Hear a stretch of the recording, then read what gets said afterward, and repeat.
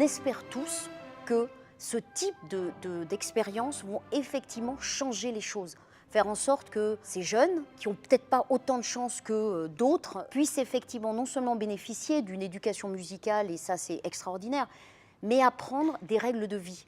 Et je pense qu'au fond, quand on s'est engagé là-dedans, on y a vu bien sûr un projet musical vraiment génial, innovant et qui nous enthousiasmait, mais on y a vu surtout une chance d'aller plus loin, encore une fois, dans l'insertion et dans l'éducation de ces jeunes. Et ça, je pense que ça nous a peut-être fait oublier quelque part les risques qu'on prenait clairement en allant sur un projet qui était à son démarrage. Ce qu'il y a d'un peu fou dans le projet de Demos, c'est d'imaginer qu'on va sélectionner des jeunes enfants qui, encore une fois, sont originaires de milieux extrêmement différents et qu'on va les fédérer sous un parapluie commun, sous une ambition commune, qui est celui de la musique ou celle d'apprendre justement ensemble à jouer d'un instrument et à apprendre un langage différent.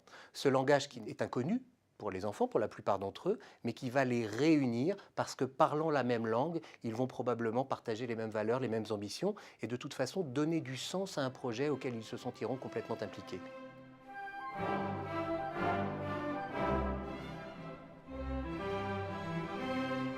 La musique, quand la vie est souriante, elle est un enchantement. Et puis, quand la vie devient plus dure, la musique, elle peut être un phare. Je crois que l'instrument de musique est un élément très important pour l'enfant parce que c'est le moyen qu'il va pouvoir utiliser pour communiquer. Et puis, il y a la notion, je pense aussi, de respect vis-à-vis de l'instrument de musique. En donnant l'instrument de musique à l'enfant, on lui fait confiance. À partir du moment où on fait confiance à l'enfant, je pense que ça l'aide à faire confiance aux autres et finalement à faire confiance à la vie. Nous tirons une grande fierté d'être le mécène principal de Demos. Ce projet est vraiment en accord avec nos valeurs, en accord avec ce qu'on croit, parce qu'aborder la musique classique avec des enfants, ça demande beaucoup d'exigence et de travail, de ténacité.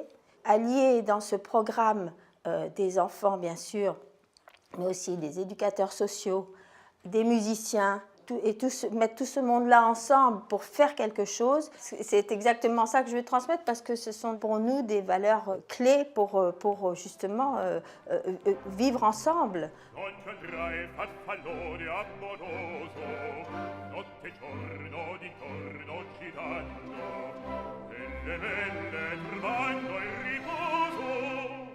Le projet Demos et le choix du projet Demos au sein des projets de la Fondation correspond, je dirais, à la fois à un choix de cœur, mais également un choix de raison parce que notre fondation se veut une fondation un petit peu stratégique en allant au-delà du simple rôle de bailleur de fonds, à la fois dans la notion de co-construction dans les partenariats et également d'aller au-delà sur une réflexion beaucoup plus globale sur la place de l'éducation musicale dans notre société, la place du vivre ensemble, même si le mot est un peu galvaudé, que ce type de projet peut apporter dans un contexte, on le sait, national un petit peu, je dirais, douloureux. Donc toutes ces questions, on aime aussi les mettre en débat pour faire bouger, je dirais, les lignes au niveau de notre société.